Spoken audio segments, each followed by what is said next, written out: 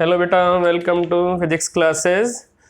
बेटा last video lecture में मैंने आपको बेसिक कॉन्सेप्ट बताया था रिलेटिव वेलोसिटी का, कि रिलेटिव वेलोसिटी का मीनिंग क्या है, रिलेटिव वेलोसिटी रियल लाइफ में हमें कैसे फील होती है, कैसे हम एक्सपीरियंस करते हैं, और रिलेटिव वेलोसिटी को हम कैसे फाइंड आउट करते हैं।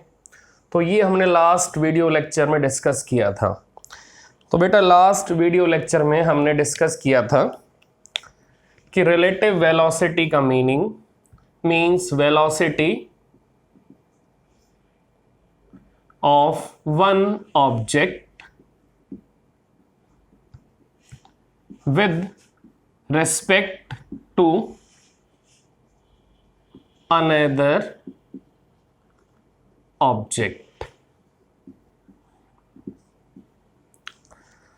तो बेटा सबसे पहले आपके माइंड में एक सिंपल सा कॉन्सेप्ट बिल्कुल क्लियर होना चाहिए। हमें अगर किसी का मोशन डिस्कस करना है, एक्सप्लेन करना है, तो विदाउट रेफरेंस पॉइंट मींस एक ऐसा पॉइंट जहां से आप किसी बॉडी का डिस्टेंस मेजर करोगे, किसी बॉडी का टाइम ऑफ मोशन मेजर करोगे, तो वो स्टार्टिंग पॉइंट जहां से कोई बॉडी चलेगी, जहां से उसका टाइम ऑफ मोशन काउंट होगा, ठीक है, वो पॉइंट आपका रेफरेंस पॉइंट होगा। उसको हम स्टार्टिंग पॉइंट या ओरिजिन बोलेंगे। तो बेटा अगर आपको पता ही नहीं होगा कि कोई बॉडी कहां से चली है, उसका टाइम हमें कहां से नोट डाउन करना है, तो हम कैसे उसकी स्पीड फाइंड आउट कर पाएंगे। तो ना तो हमारे पास टाइम की एग्जैक्ट इंफॉर्मेशन होगी, ना हमारे पास डिस्टेंस का एग्जैक्ट डेटा होगा, तो हम स्पीड या वेलोसिटी को फाइंड आउट नहीं कर पाएंगे। तो ये तो आपको क्लियर होना चाहिए माइंड में कि बिना स्टार्टिंग पॉइंट के, बिना स्टेशनरी स्टार्टिंग पॉइंट के हम किसी भी बॉडी का मोशन एक्सप्लेन या डिस्क्राइब नहीं कर सकते। तो बेटा ये बिल्कुल क्लियर कर लो कि जब तक रेफरेंस पॉइंट आपका रेस्ट पे नहीं होगा, जब तक रेफरेंस पॉइंट आपका स्टेशनरी नहीं होगा, जब तक स्टार्टिंग पॉइंट आपका एब्सोल्युटली रेस्ट पे नहीं होगा, तो हम किसी भी बॉडी का मोशन डिस्कस नहीं कर सकते। तो बेटा रेफरेंस पॉइंट का स्टेशनरी होना बहुत जरूरी है to discuss motion of any object. तो बेटा फिर हमने ये डिस्कस किया था कि रिलेटिव वेलोसिटी का meaning velocity of one object with respect to another object. तो जैसे वाटर फ्लो करता है, विंड ब्लो करती है, तो वाटर बेटा कहीं ना कहीं से तो निकला है, वाटर का कहीं ना कहीं कोई स्टार्टिंग पॉइंट तो होगा। तो बेटा वहीं से, उस स्टार्टिंग पॉइंट से हमने वाटर का फ्लो ऑब्जर्व करना स्टार्ट किया। फिर हमने चेक किया कि वाटर ने डिस्टेंस कितना ट्रेवल किया है और वाटर ने कितना टाइम लिया है किसी पर्टिकुलर डिस्टेंस को ट्रेवल करने में। तो फिर हमने वहीं से उस वाटर की स्पीड को फाइंड आउट किया, हमने वहीं से उस वाटर की वेलोसिटी फाइंड आउट की। तो बेटा इसी टाइप से हमें अगर किसी बॉडी का मोशन डिस्कस करना है तो एक रेफरेंस पॉइंट, एक स्टार्टिंग पॉइंट तो हमें एज्यूम करना ही पड़ेगा। तो बेटा नेचर में आपने बहुत सारे मोशन देखे होंगे कि a car is moving on road, a train is moving on railway track, water is flowing, wind is blowing. तो बेटा ये सारे मोशन बिना रेफरेंस पॉइंट के एक्सप्लेन या डिस्कस नहीं हो सकते। तो बेटा अब ये माइंड में आप एब्सोल्युटली फिक्स कर लो कि कोई भी मोशन बिना रेफरेंस पॉइंट के, बिना स्टार्टिंग पॉइंट के, बिना ओरिजिन के एक्सप्लेन नहीं हो सकता। इट मींस अगर कोई ट्रेन आपकी मूव कर रही है तो उसका starting point surface of earth पे ही होगा। तो इट मींस वो पॉइंट हमें स्टेशनरी एज्यूम करना है। जहां से, जिस प्लेटफॉर्म से ट्रेन चली है वो प्लेटफॉर्म आपका स्टेशनरी है, तो वो प्लेटफॉर्म आपका ट्रेन के लिए रेफरेंस पॉइंट या स्टार्टिंग पॉइंट का काम करेगा। तो बेटा अब ये अंडरस्टूड है कि अगर कोई ट्रेन आपकी मोशन में है तो ट्रेन की जो वेलोसिटी गिवन है, जो ट्रेन की वेलोसिटी हमें मेंशन की गई है, वो वेलोसिटी आपकी ग्राउंड के रेस्पेक्ट में है, क्योंकि आपने प्लेटफॉर्म को रेफरेंस पॉइंट एज्यूम किया है और प्लेटफॉर्म आपका सरफेस ऑफ अर्थ पे है, इट मींस वहां पर जो आपने रेफरेंस पॉइंट एज्यूम किया है वो आपका सरफेस ऑफ अर्थ पे है और उसकी जो वेलोसिटी है, ट्रेन की जो वेलोसिटी है वो किसी प्लेटफॉर्म के रेस्पेक्ट में है, इट मींस अंडरस्टूड है कि वो अर्थ के रेस्पेक्ट में है। तो इसी टाइप से ए child is running on ground.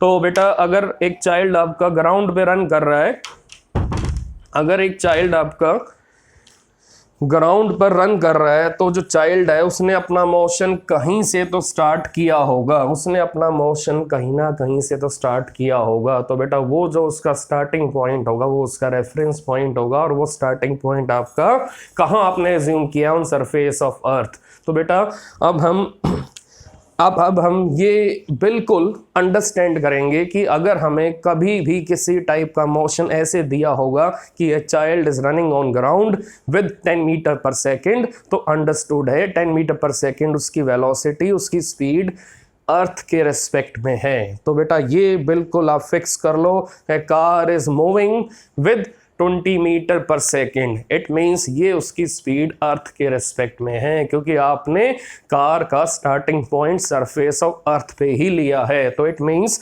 Understood है ये कार की वेलोसिटी अर्थ के रेस्पेक्ट में है। ठीक है बेटा, ये कार की वेलोसिटी अर्थ के रेस्पेक्ट में है। तो जितने भी इस टाइप के मोशन है तो वहाँ पर हम एज्यूम करेंगे तो बेटा जितने भी इस टाइप के मोशन हैं कि एरोप्लेन आपका स्काई में 350 मीटर पर सेकेंड स्पीड से मूव कर रहा है, तो इसका मीनिंग एरोप्लेन आपका जिस पॉइंट से एरोप्लेन आपका चला है, जिस पॉइंट से उसने टेक ऑफ किया है वो पॉइंट आपने स्टेशनरी एज्यूम किया है ऑन सरफेस ऑफ अर्थ। तो बेटा उसी के रेस्पेक्ट में आपने एरोप्लेन की, हेलीकॉप्टर की या किसी भी मूविंग बॉडी की वेलोसिटी स्पीड फाइंड आउट की है। तो बेटा ये अंडरस्टूड है, जहां भी आपको स्पीड वेलोसिटी मिलेगी किसी भी बॉडी की, तो अगर वहां आपको सिंपली ये गिवन होगा कि बॉडी स्पीड से मूव कर रही है तो इसका मीनिंग क्या है, ये स्पीड उसकी ग्राउंड के रेस्पेक्ट में, ये स्पीड उसकी अर्थ के रेस्पेक्ट में है। तो बेटा अब यहां पर एक ऑब्जेक्ट आपका रेस्ट पे है और दूसरा ऑब्जेक्ट आपका मोशन में है। इट मीन्स वाटर फ्लो कर रहा है, तो वाटर तो मोशन में है, लेकिन वाटर जिस पॉइंट के रेस्पेक्ट में फ्लो कर रहा है वो पॉइंट आपका रेस्ट पे है। तो इसी टाइप से अगर एरोप्लेन ने आपका टेक ऑफ किया और एरोप्लेन की स्पीड है 350 मीटर पर सेकेंड, एरोप्लेन की स्पीड है 350 मीटर पर सेकेंड, तो एरोप्लेन आपका जिस एयरपोर्ट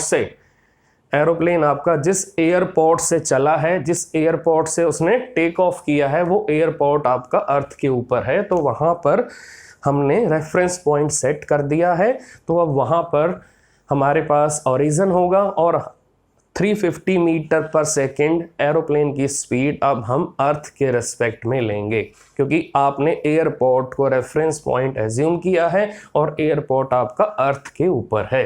ठीक है बेटा, तो अब जहां भी आपको किसी ऑब्जेक्ट की वेलोसिटी गिवन होगी और वहां पर सिंपल आपको वेलोसिटी की वैल्यू गिवन होगी तो अंडरस्टूड है वो वेलोसिटी ग्राउंड या अर्थ के रेस्पेक्ट में है।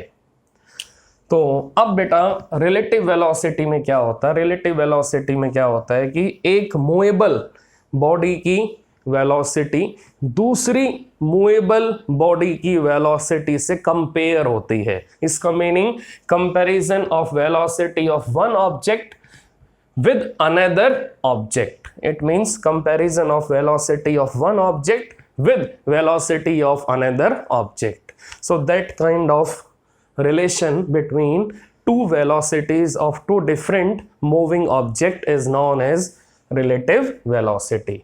तो बेटा सिंपल वेलोसिटी तो आपकी ग्राउंड के रेस्पेक्ट में होगी, जैसे आप भाग रहे हो ग्राउंड पे तो आपकी जो वेलोसिटी है वो ग्राउंड के रेस्पेक्ट में आएगी, ग्राउंड आपका रेस्ट पे है, इसका मीनिंग रेफरेंस पॉइंट आपका रेस्ट पे है। आप बाईसाइकिल चला रहे हो और बाईसाइकिल की वेलोसिटी 50 मीटर पर सेकंड है, तो बेटा ये बाईसाइकिल की वेलोसिटी किसके रेस्पेक्ट में है, ग्राउंड के रेस्पेक्ट में है। आप कार ड्राइव कर रहे हो, आपकी कार की स्पीड 80 मीटर पर सेकंड है, तो ये कार की स्पीड आपकी ग्राउंड के रेस्पेक्ट में है। हैं। तो ये बेटा सिंपल वेलोसिटीज हैं जिनके लिए रेफरेंस पॉइंट आपने ग्राउंड को एज्यूम कर रखा है। तो यहाँ पर आपका रेफरेंस पॉइंट एब्सोल्युटली रेस्ट पे है। तो अब रिलेटिव वेलोसिटी में क्या होगा, आपका रेफरेंस पॉइंट भी मोशन में होगा। इसका meaning velocity of one object with respect to another movable object, with respect to another movable object। तो बेटा अगर आप अपने घर से निकले हो मार्केट के लिए, ये आपका हाउस है और आप मार्केट के लिए निकले हो, तो बेटा अगर आपका हाउस मोशन में होगा और अगर आप हाउस से मार्केट के लिए निकले तो आप भी बेटा मोशन में ही हो।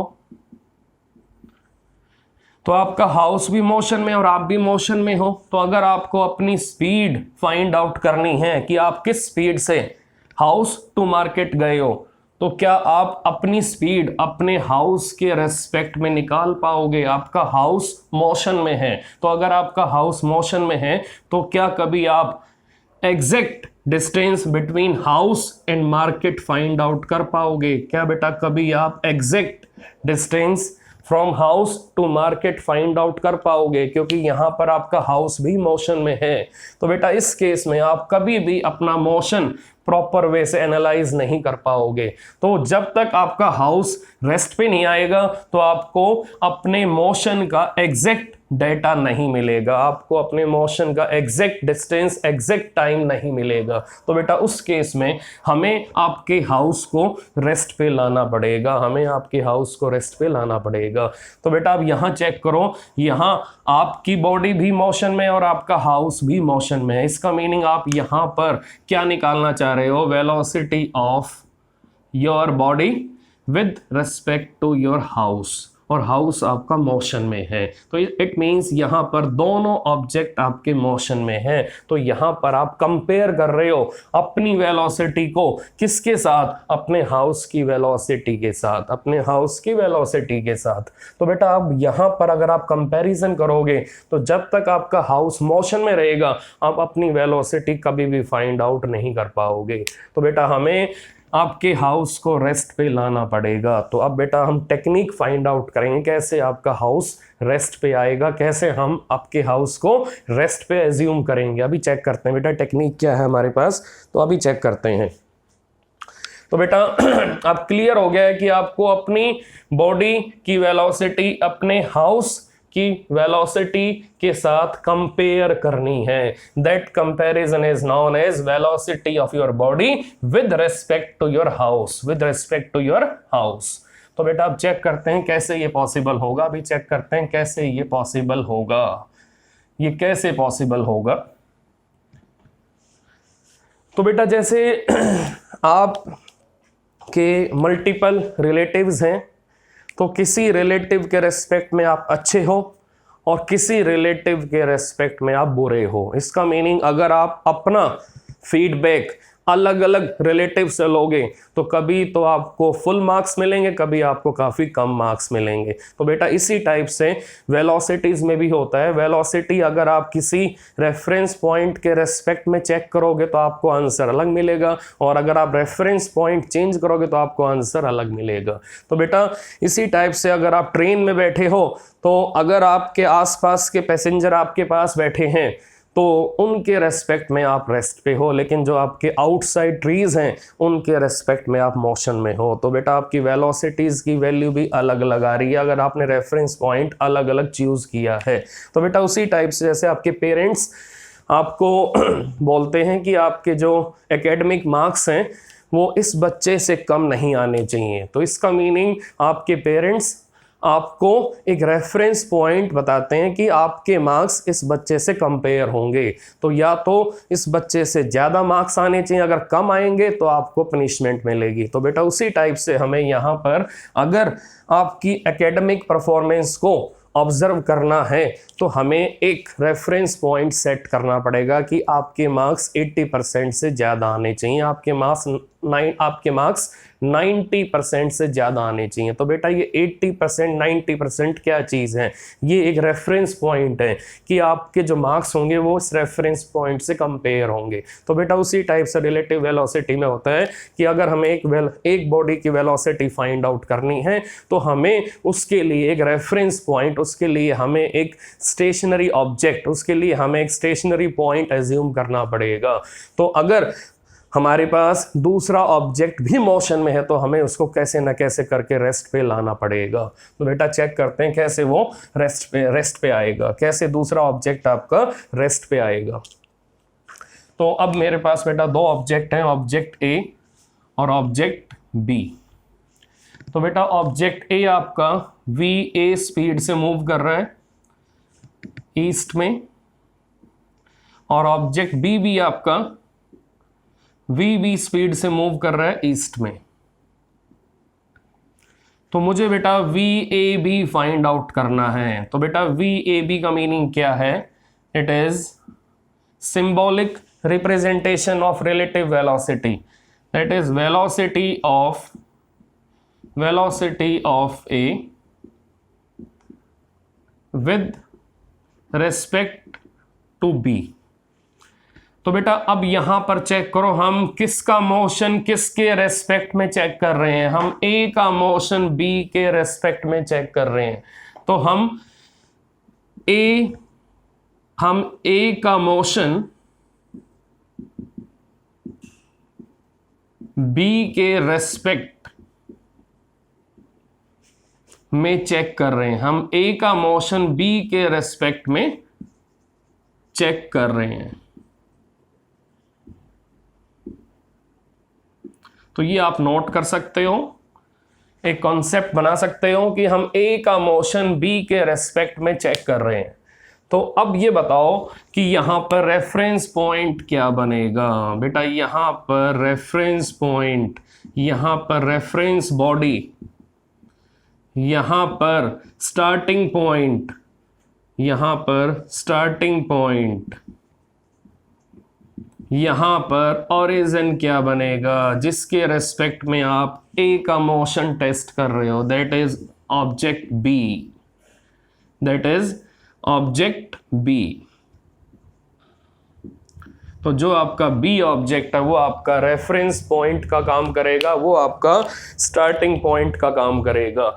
तो बेटा अब ये तो क्लियर हो गया कि हमें अगर ए की वेलोसिटी फाइंड आउट करनी है तो हमें बी को रेफरेंस पॉइंट बनाना पड़ेगा, क्योंकि अगर बी को रेफरेंस पॉइंट नहीं बनाओगे तो आप बी से कभी भी अपना एग्जैक्ट डिस्टेंस या time of motion find out नहीं कर पाओगे। तो बेटा आप ये क्लियर कर लो माइंड में कि यहां पर कौन सा ऑब्जेक्ट आपका रेफरेंस पॉइंट है, कौन सा ऑब्जेक्ट आपका मूविंग बॉडी है।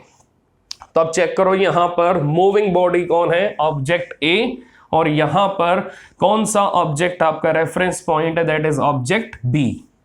तो अब मुझे बी ऑब्जेक्ट को रेस्ट पे लाना है। तो बेटा चेक करो मेरे पास यहां दो वेलोसिटीज हैं, V A and V B. तो मुझे यहां पर वी बी को जीरो करना है। तो बेटा मैं दोनों side minus V B add करूंगा, दोनों साइड, ताकि मेरा जो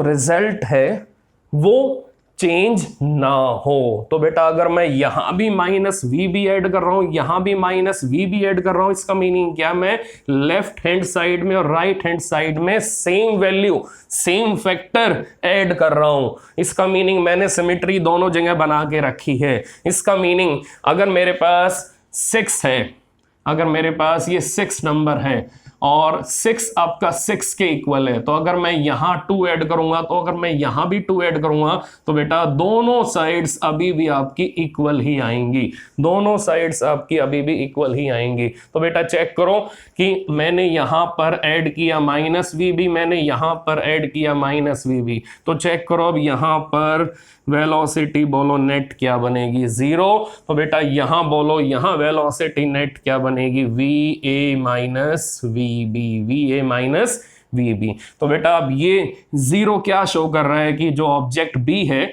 जो ऑब्जेक्ट आपका बी है वो रेस्ट पे आ चुका है, वो आपका रेस्ट पे आ चुका है। तो बेटा अब ये जो बी ऑब्जेक्ट है, ये बी ऑब्जेक्ट आपका अब रेफरेंस पॉइंट बन चुका है। Now it becomes reference point.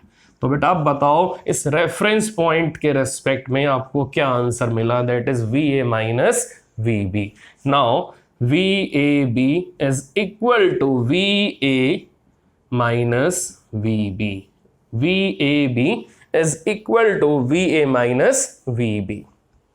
तो बेटा इसी टाइप से अगर हमें V B A find out करना है, हमें अगर V B A find out करना है, तो बेटा वी बी ए में हमें क्या करना पड़ेगा? अगर हमें V B A find out करना है तो चेक करते हैं कि अगर हमें V B A find out करना है तो बेटा आप बताओ हम किसकी वेलोसिटी किसके रेस्पेक्ट में यहाँ चेक कर रहे हैं? हम वेलोसिटी बी की फाइंड आउट करेंगे ए के रेस्पेक्ट में। तो हम यहाँ पर b की वेलोसिटी फाइंड आउट करेंगे, that is velocity of b with respect to a। तो बेटा अब यहां चेक करो रेफरेंस पॉइंट कौन बनेगा? यहां पर रेफरेंस पॉइंट आपका a ऑब्जेक्ट बनेगा।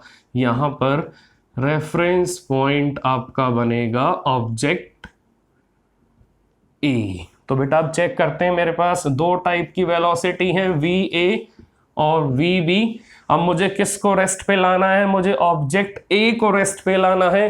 तो बोलो बेटा मैं दोनों साइड क्या ऐड करूंगा? माइनस वी ए यहां भी ऐड करूंगा, माइनस वी ए मैं यहां भी ऐड करूंगा। बोलो यहां पर टोटल आंसर क्या हो गया बेटा? 0। तो यहां पर ये ऑब्जेक्ट आपका रेस्ट पे आ चुका है। तो बेटा अब इसके रेस्पेक्ट में आप किस स्पीड से भाग रहे हो? अब आप ए के रेस्पेक्ट में किस स्पीड से भाग रहे हो? बेटा आपकी स्पीड आ चुकी है, that is V B minus V A. Now it is V B A. Now it is V B A. तो बेटा इस टाइप से हम वी ए बी और V B A find out करते हैं। तो बेटा वी ए बी और V B A relative velocity लिखने का एक सिंबॉलिक रिप्रेजेंटेशन है कि वी बी ए का meaning velocity of B with respect to A. तो बेटा अब अगर ये दोनों अपोजिट डायरेक्शन में हैं, अब अगर ये दोनों अपोजिट डायरेक्शन में हैं, तो अब अपोजिट डायरेक्शन में रिलेटिव वेलोसिटी कैसे आएगी? अब अपोजिट डायरेक्शन में रिलेटिव वेलोसिटी कैसे आएगी? तो चेक करते हैं बेटा। तो अब अगर वी ए आपका ईस्ट में है और वी बी आपका वेस्ट में है, हमें क्या फाइंड आउट करना है? हमें वी ए बी निकालना है। नाउ टेल मी बेटा, अब हमारे पास वी ए पॉजिटिव आएगा और वी बी हमारे पास नेगेटिव आएगा। रीजन क्या है बेटा?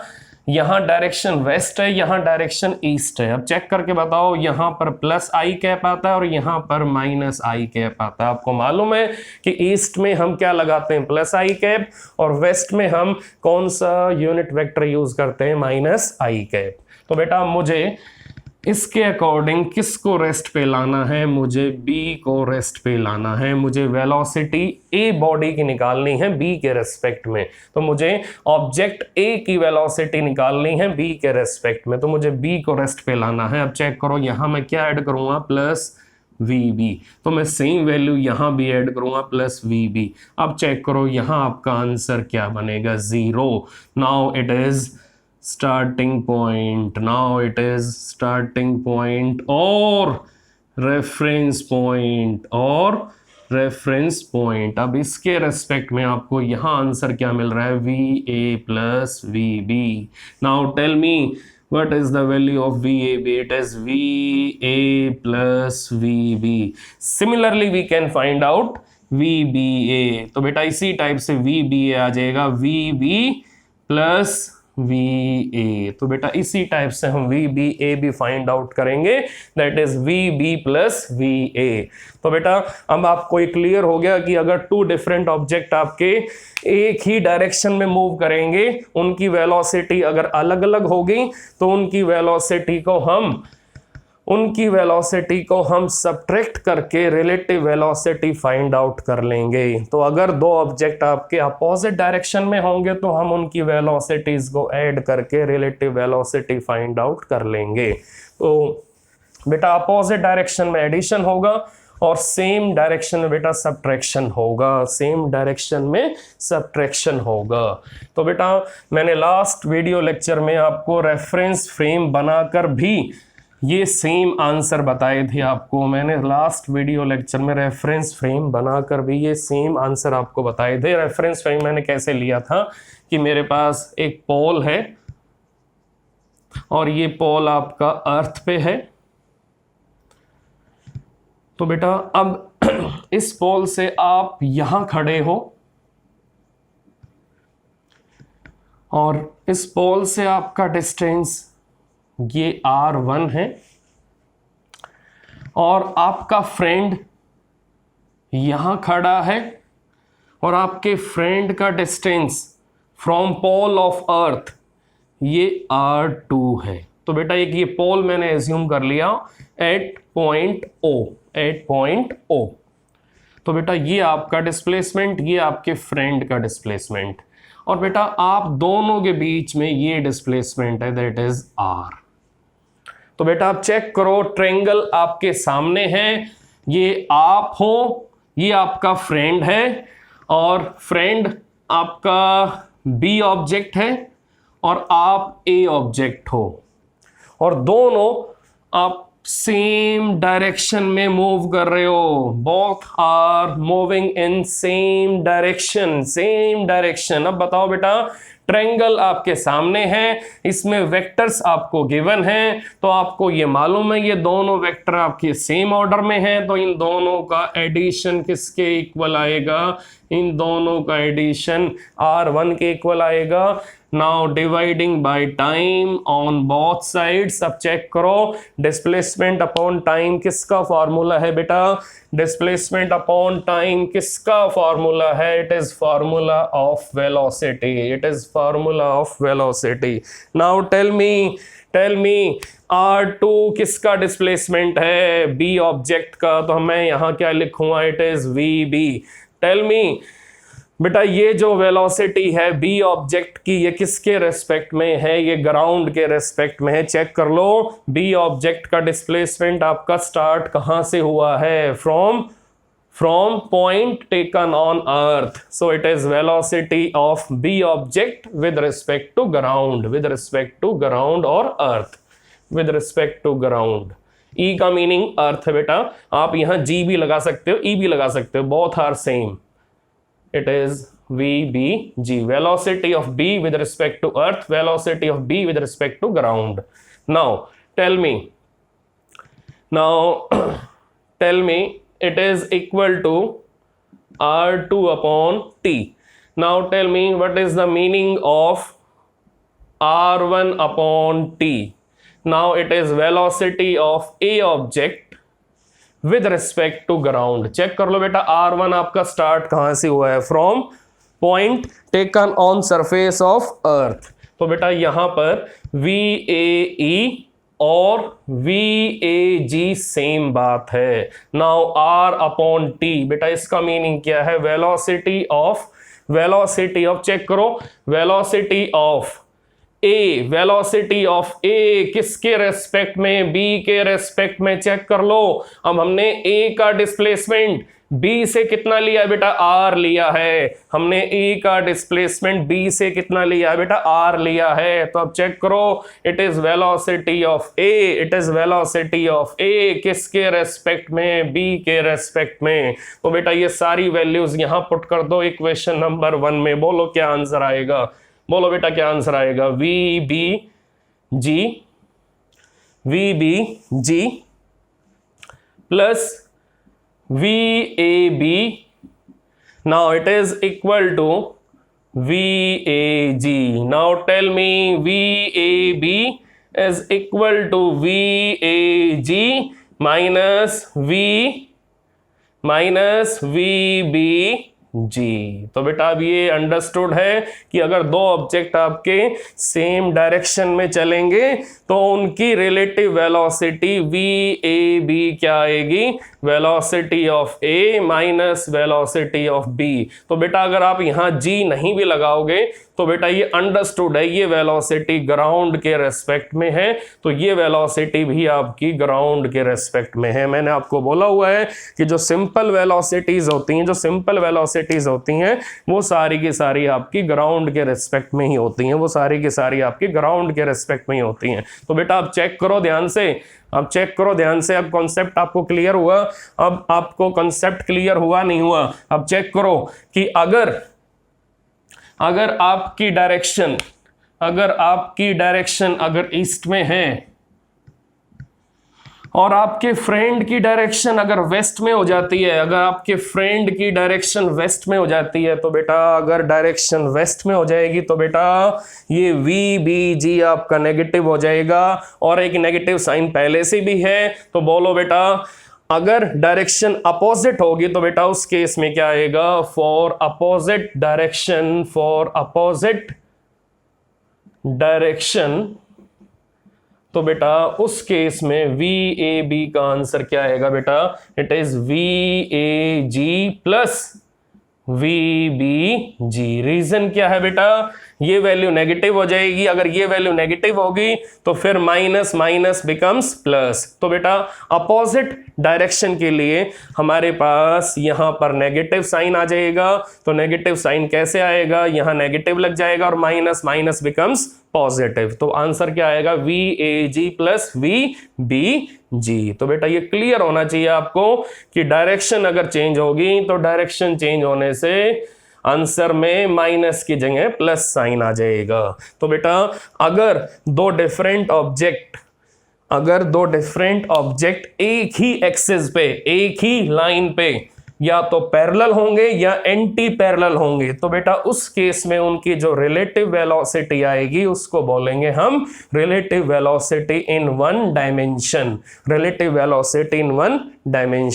When two different objects are moving along single axis, they may be parallel, they may be anti-parallel, then relative velocities must be taken in one dimensional frame। तो बेटा यहां पर relative velocity आपने one dimensional frame में discuss की है, तो यहां पर आपने relative velocity one dimensional frame में डिस्कस की है। तो बेटा अब जैसे सिंपल वेलोसिटी का फॉर्मूला होता है डिस्प्लेसमेंट अपॉन टाइम, वैसे ही बेटा रिलेटिव वेलोसिटी का भी फॉर्मूला ऐसा ही होता है। तो बेटा हम रिलेटिव वेलोसिटी के फॉर्मूले को कैसे लिखते हैं, relative velocity is equal to relative displacement upon time. कैसे लिखेंगे बेटा, relative velocity of A with respect to B equal to relative displacement of A with respect to B upon time t। तो बेटा इसी टाइप से हम लिखेंगे VBA, तो यहां आएगा relative displacement of B with respect to A upon time t। So it is known as relative displacement. तो बेटा अब अगर VAB equal to VA minus VB है तो बेटा आपको इस एक्सप्रेशन से क्या इंफॉर्मेशन मिलेगी कि दोनों वेलोसिटीज आपकी सेम डायरेक्शन में हैं, दोनों डिफरेंट ऑब्जेक्ट आपके सेम डायरेक्शन में मूव कर रहे हैं। तो बेटा अगर VAB आपका 0 आता तो इसका मीनिंग क्या है बेटा कि VA is equal to VB, it means दोनों की कॉमन वेलोसिटी है, दोनों की स्पीड सेम है। तो बेटा अगर two different object same speed से मूव करेंगे, सेम डायरेक्शन में मूव करेंगे, तो उनके बीच में रिलेटिव वेलोसिटी की वैल्यू 0 आएगी। इसका मीनिंग दोनों अगर सेम स्पीड से मूव करेंगे तो दोनों ही सेम डिस्टेंस ट्रेवल करेंगे, तो दोनों का जो रिलेटिव डिस्प्लेसमेंट होगा वो 0 आएगा, वो 0 आएगा। तो बेटा इसका मीनिंग ये है कि अगर VA VB, अगर ये VA है और ये आपका VB है, अगर ये दोनों इक्वल हैं तो इनके बीच में रिलेटिव वेलोसिटी की वैल्यू 0 आएगी। इसका मीनिंग दो बच्चे हैं, दोनों की अगर 10th बोर्ड एग्जाम में परसेंटेज सेम आती है तो इसका मीनिंग क्या है कि दोनों के मार्क्स में अब कंपैरिजन नहीं हो सकता, दोनों के इक्वल मार्क्स हैं, तो दोनों के बीच में रिलेटिवनेस क्या बनेगी, दोनों के बीच में रिलेटिवनेस आपकी 0 बनेगी। इसका मीन रिलेटिव मार्क्स क्या होंगे, एक बच्चे के दूसरे के रेस्पेक्ट में क्या होंगे बेटा, 0 होंगे, दोनों के मार्क्स सेम हैं। तो अगर उसी टाइप से दोनों ऑब्जेक्ट आपके सेम स्पीड से मूव करेंगे और सेम डायरेक्शन में जाएंगे तो दोनों की रिलेटिव वेलोसिटी क्या आएगी, 0 आएगी। तो बेटा अगर VA मोर देन VB है तो बेटा उस केस में VAB आपका पॉजिटिव आएगा। तो इससे हमें ये आइडिया मिलेगा कि आपका जो A ऑब्जेक्ट है वो आपका स्पीड से मूव कर रहा है, B ऑब्जेक्ट आपका स्लो है। और अगर बेटा VA लेस देन VB है, VA लेस देन VB है तो बेटा इसका मीनिंग क्या है, VAB आपका नेगेटिव आएगा। इसका मीनिंग B ऑब्जेक्ट आपका फास्ट है और A ऑब्जेक्ट आपका स्लो है, B ऑब्जेक्ट आपका फास्ट है और A ऑब्जेक्ट आपका स्लो है। तो B ऑब्जेक्ट आपका A के कंपैरिजन में फास्ट है और A ऑब्जेक्ट आपका B के कंपैरिजन में स्लो है। तो उसी टाइप से बेटा यहां पर क्या होगा, A ऑब्जेक्ट आपका B के कंपैरिजन में फास्ट है और B ऑब्जेक्ट आपका A के कंपैरिजन में स्लो है। तो बेटा इस टाइप से हमें रिलेटिव वेलोसिटी से इस टाइप की इंफॉर्मेशन मिलती है। तो बेटा आप चेक करते हैं कि रिलेटिव वेलोसिटी का ग्राफ कैसा कैसा आएगा अगर रिलेटिव वेलोसिटी की वैल्यू 0 होगी या नॉन 0 होगी। तो बेटा चेक करते हैं मेरे पास ग्राफ किसके बीच में आएगा, मैं ग्राफ बनाऊंगा डिस्प्लेसमेंट और टाइम के बीच में। It is displacement, now it is time. तो बेटा मेरे पास 2 डिफरेंट ऑब्जेक्ट हैं, ये ऑब्जेक्ट A की वेलोसिटी है, ये ऑब्जेक्ट B की वेलोसिटी है। तो बेटा चेक करो 9th क्लास में आपने ग्राफ स्टडी किए थे, डिस्टेंस टाइम ग्राफ। तो यहां चेक करो, यहां इस लाइन का जो स्लोप आएगा और यहां इस लाइन का जो स्लोप आएगा, ये दोनों स्लोप आपके सेम आएंगे, Q1 Q2 दोनों आपके स्लोप सेम है। तो बेटा स्लोप कैसे निकालते हैं, स्लोप का फार्मूला क्या है, स्लोप का फार्मूला है tan θ1। Now it is equal to slope. अब बोलो बेटा स्लोप का formula, tan θ means perpendicular upon base, it is perpendicular upon base. तो बेटा बोलो परपेंडिकुलर क्या है हमारे पास, डिस्प्लेसमेंट, इट मीन्स मीटर। बोलो बेस क्या है, time, that is second.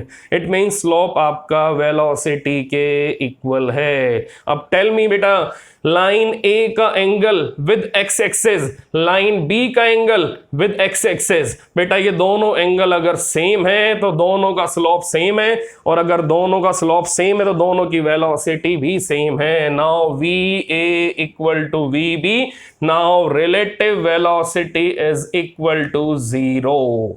So velocity of A with respect to B equal to 0 और यहां चेक करो velocity of B with respect to A भी 0 आएगी और velocity of A with respect to B भी 0 आएगा। रीजन क्या बेटा, बोलो VBA का फार्मूला क्या लगाओगे, VB माइनस VA, दोनों वैल्यू सेम है, आंसर 0 आ जाएगा। इसी टाइप से यहां बोलो क्या लगाओगे, VA माइनस VB, आंसर आपका 0 आ जाएगा, आंसर आपका 0 आ जाएगा। तो बेटा अब आपको ये मालूम चल गया कि अगर 2 डिफरेंट ऑब्जेक्ट अगर आपके सेम डायरेक्शन में चलेंगे और उनकी अगर वेलोसिटी सेम होगी तो रिलेटिव वेलोसिटी का आंसर 0 आएगा। तो बेटा अब आएगा नेक्स्ट कॉन्सेप्ट आएगा कि नॉन जीरो रिलेटिव वेलोसिटी का ग्राफ कैसा आएगा डिस्प्लेसमेंट टाइम के बीच में, डिस्प्लेसमेंट और टाइम के बीच में। चेक करते हैं बेटा,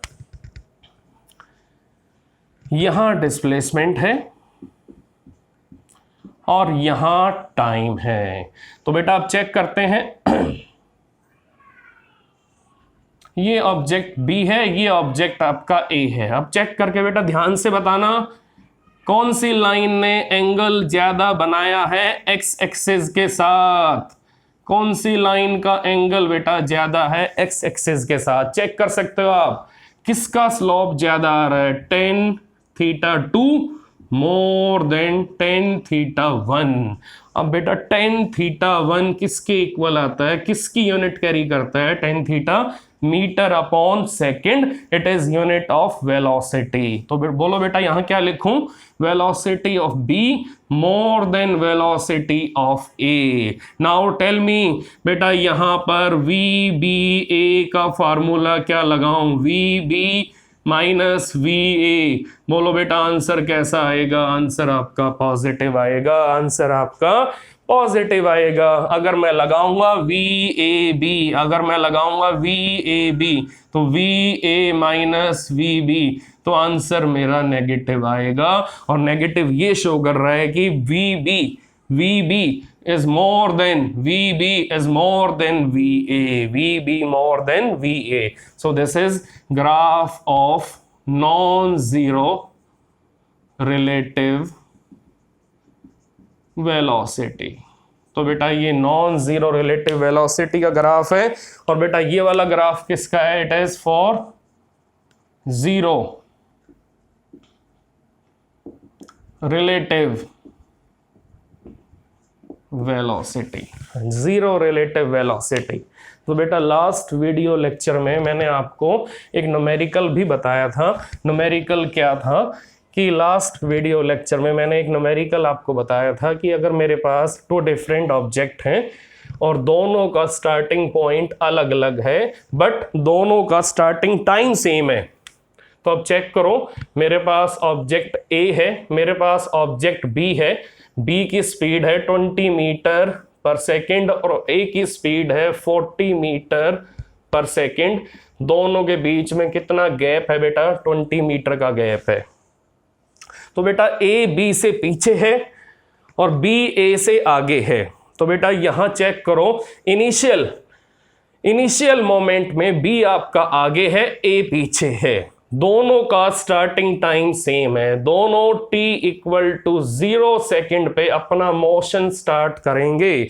दोनों t इक्वल टू 0 सेकेंड में अपना मोशन स्टार्ट करेंगे। इसका मीनिंग 0 सेकेंड का मीनिंग है कि आपका स्टार्टिंग टाइम। तो बेटा 0 सेकेंड का मीनिंग है कि आपने मोशन जब ऑब्जर्व करना स्टार्ट किया इन दोनों का, तो आपने क्लॉक में टाइम कितना सेट किया? That is 0 second.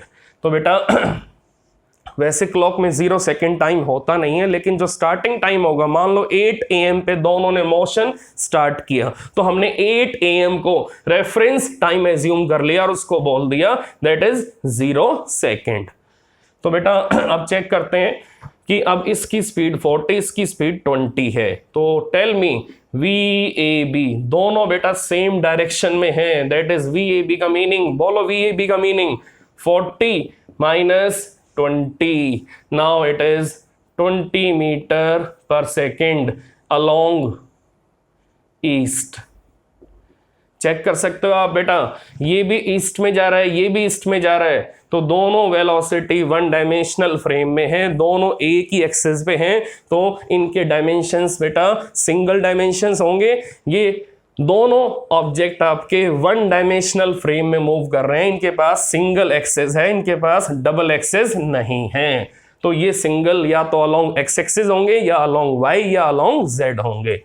नाउ अब बेटा हमें क्या निकालना है? हमें ये फाइंड आउट करना है कितने टाइम के बाद ए बी को ओवरटेक कर जाएगा, ए बी को ओवरटेक कर जाएगा। Now tell me relative displacement between A and B, relative displacement between A and B, that is 20 meter along east.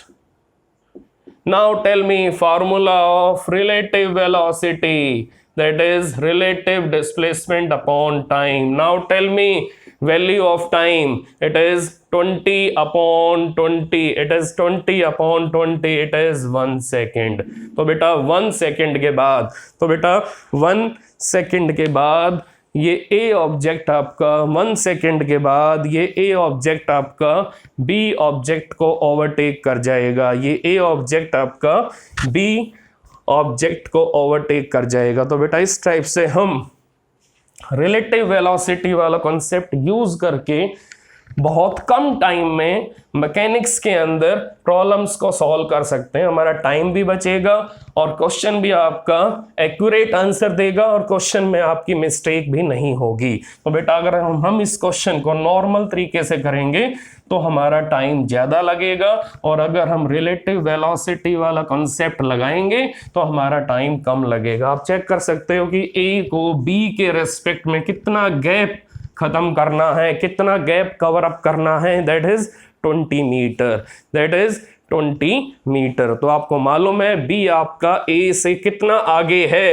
20 metre आगे है। तो बेटा यहां पर दोनों के बीच में रिलेटिव सेपरेशन कितना है, that is 20 metre, that is 20 metre. So this is all about relative velocity in one dimension.